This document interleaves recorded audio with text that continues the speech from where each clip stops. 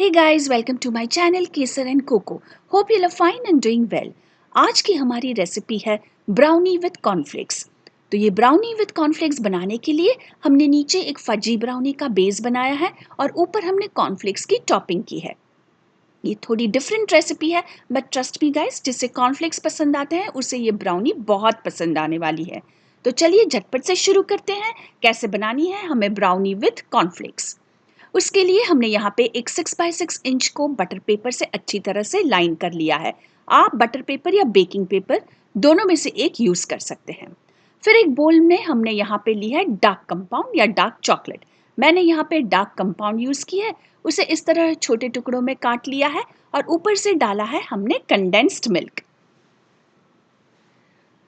इसमें और जाएगा बटर। तो ये जो रेगुलर सॉल्टेड बटर हम घर में यूज़ करते हैं, मैंने वही अमूल बटर लिया है और सारी चीज़ें मैंने 40 सेकेंड के लिए माइक्रोवेव कर ली है। अगर आपके पास माइक्रोवेव नहीं है तो डेफिनेटली आप इसे डबल बॉयलर मेथड से भी मेल्ट कर सकते हैं। तो ये देखिए, हमें जो एक परफेक्ट रिबन टाइप कंसिस्टेंसी चाहिए वो हमें मिल गई है।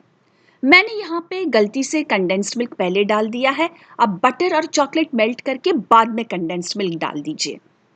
थोड़ी देर मैंने इसे ठंडा कर लिया है क्योंकि ये ज़्यादा गर्म हो गया था। और फिर मैंने इसमें डाली है सारे ड्राई इंग्रेडिएंट्स। तो ड्राई इंग्रेडिएंट्स में मैंने यहाँ पे लिया है मैदा, बेकिंग पाउडर और कोको पाउडर। और सारी चीज़ें अच्छी तरह से मैंने छान ली है। आप भी इसे इस तरह छान के यूज़ करिए तो आपका ये जो मिक्स है वो बहुत अच्छा बनेगा। नॉन लंपी और एक होमोजीनियस मिक्स बन जाएगा। तो अभी ये जो मिक्स है वो थोड़ा ड्राई है, तो इसमें हम डालेंगे थोड़ा दूध। सारे इंग्रेडिएंट्स मैंने कितनी मात्रा में लिए हैं वो मैंने डिस्क्रिप्शन बॉक्स में मेंशन किया है, तो प्लीज़ आप वहाँ पे जाके रेफ़र कर लीजिए। थोड़ा थोड़ा करके हमें दूध डालना है, तब तक कि हमें एक अच्छे रिबन लाइक कंसिस्टेंसी ना मिल जाए। वापस हम इसे एक कट एंड फोल्ड मेथड से ही मिक्स करेंगे। तो ये देखिए, हमने वेट और ड्राई इंग्रेडिएंट्स अच्छी तरह से मिक्स कर लिया है। थोड़ा सा और इसमें दूध जाएगा। ये मुझे अभी भी थोड़ा सा हार्ड लग रहा है, तो मैंने जितना दूध निकाला था वो मैं सारा दूध इसमें डाल दूंगी ताकि हमें एक परफेक्ट कंसिस्टेंसी मिल जाए। हमें इसमें भी एक रिबन लाइक कंसिस्टेंसी रखनी है। तो बस आप ये छोटी छोटी चीज़ों का खास ध्यान रखिए, तभी आपकी ब्राउनी का ये जो बेस है वो बहुत ही परफेक्ट बनेगा और बहुत ही अच्छा और फजी बनेगा।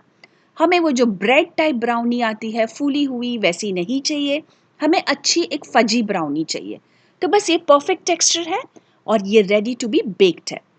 तो ये जो हमने स्क्वायर टिन हमने प्रिपेयर किया है उसमें मैं ये बैटर डाल रही हूँ। ये स्टेशनरी क्लिप्स मैं बाद में निकाल दूंगी। बैटर डालते समय बीच में बटर पेपर या बेकिंग पेपर ना आए, इसलिए मैंने उसे लगाए थे। तो ठीक से हमने सारा बैटर टिन में पोर कर लिया है। ये स्टेशनरी क्लिप्स अब मैं निकाल रही हूँ और ये मेरा जो ब्राउनी का टिन है वो जाएगा सीधा अवन में। यहाँ पे एक प्री हीटेड अवन में मैंने ब्राउनी को 180 डिग्रीज पे नियरली 20 टू 25 मिनट्स के लिए बेक किया है।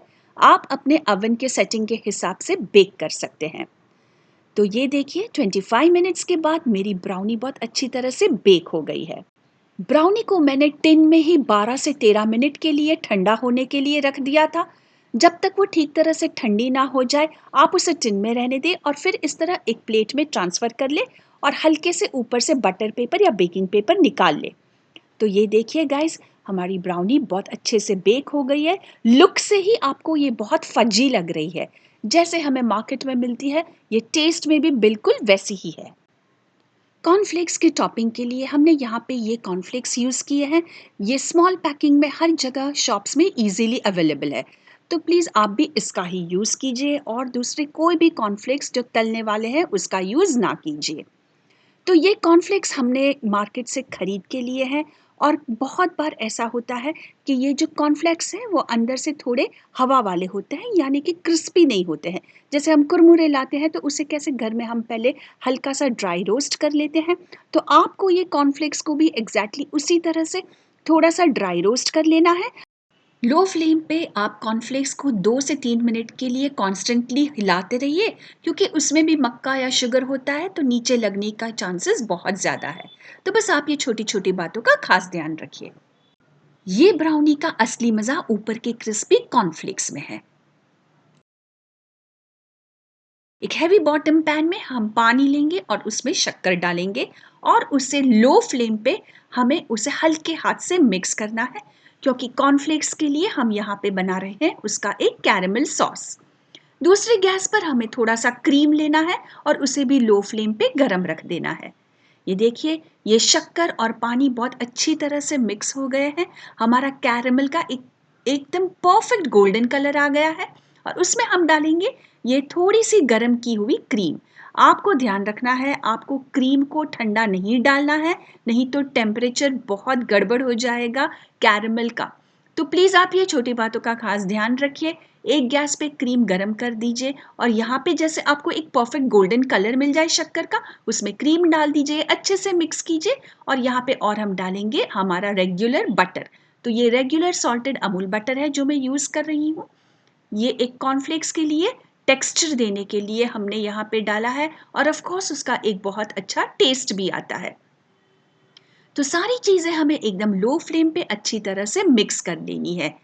आपको अगर लगे कि ये ठीक से मिक्स नहीं हुआ है तो साइड से भी आप सारी चीज़ें अंदर लेके उसे ठीक तरह से मिक्स कर दीजिए।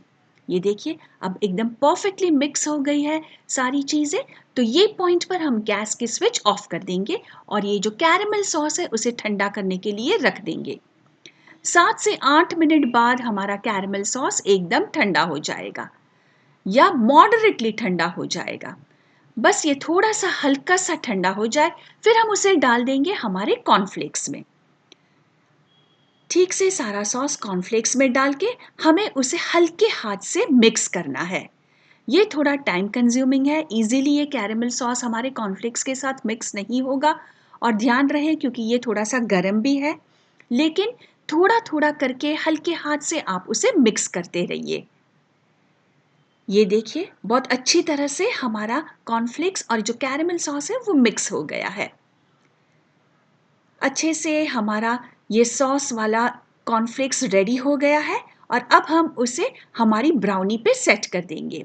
ये देखिए, हल्के हाथ से आपको ये सारे कॉर्नफ्लेक्स हमारी ब्राउनी है उस पर डाल देने हैं और उसे हल्का हल्का दबा के सेट करना है। थोड़ा थोड़ा करके डालिए, अगर आप एक साथ में डालेंगे तो वो गिर जाएगा।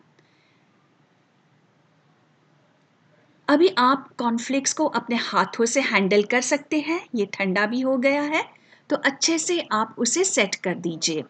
सारे कॉर्नफ्लेक्स को ठीक से सारी ब्राउनी पे इवनली सेट कर दीजिए। गाइस, ये ब्राउनी खाने में तो बहुत टेस्टी लगती ही है, लेकिन देखने में भी ये बहुत ही ज़्यादा एकदम अट्रैक्टिव लगती है। एक बार आप जब उसे सर्व करेंगे तो जो देखने वाले हैं वो सोचते रह जाएंगे कि भाई ये क्या है, ब्राउनी है और ऊपर ये कॉर्नफ्लेक्स। बहुत ही अनयूजुअल कॉम्बिनेशन है, बट ट्रस्ट मी, ये टेस्ट में बहुत ही अच्छा लगता है। एक मैंने कप की हेल्प से ऊपर से मैं हल्के हाथ से जो कॉर्नफ्लेक्स है उसको दबा रही हूँ, बहुत हल्के हाथ से, नहीं तो वो ब्रेक हो जाएंगे। तो बस मैंने सारी ब्राउनी पे हमारे जो कॉर्नफ्लेक्स है उसे स्प्रेड कर दिए हैं। हल्के से प्रेशर से उसे मैंने दबा दिया है और एक इवन कॉर्नफ्लेक्स लेयर कर दिया है। दोनों लेयर्स ठीक से सेट हो जाए, इसलिए ये पॉइंट पे आपको ये ब्राउनी को फ्रिज में 3 घंटे के लिए कम से कम सेट होने के लिए रख देना है। ये स्टेप आप स्किप ना कीजिए। 3 घंटे बाद एक शार्प नाइफ की मदद से आपको ब्राउनी के पीसेस काट लेने हैं। ठीक से सेट होगी तभी ये ब्राउनी अच्छे से कट पाएगी। ये देखिए, बहुत अच्छे से हमारे पीसेस कट गए हैं क्योंकि ठीक से हमने उसे सेट किया है। तो ये सेटिंग टाइम भी बहुत ही ज़्यादा इम्पॉर्टेंट है। ठीक तरह से हमने ब्राउनी को काट भी लिया है और अब हम उसे परफेक्टली सर्व करते हैं। जब भी आपको कॉर्नफ्लेक्स ब्राउनी सर्व करनी है, हमें उस पर थोड़ा सा कैरेमल सॉस और थोड़ी सी मेल्टेड चॉकलेट ड्रिजल करके सर्व करना है। तो यहाँ पे आइसिंग बैग में मैंने थोड़ी सी डार्क कंपाउंड को मेल्ट कर लिया है और थोड़ा सा कैरेमल सॉस है उसे भी मैंने गरम करके यूज़ किया है। दोनों को आइसिंग बैग में भर लिया है और फिर सर्व करते वक्त उसे कॉर्नफ्लेक्स ब्राउनी पे इस तरह से ड्रिजल कर दिया है। तो ये हमारी कॉर्नफ्लेक्स ब्राउनी परफेक्ट है and just ready to serve. आपके घर में बच्चे हैं, बड़े हैं, सबको ये ब्राउनी बहुत ही ज़्यादा पसंद आने वाली है। It is a never to fail recipe.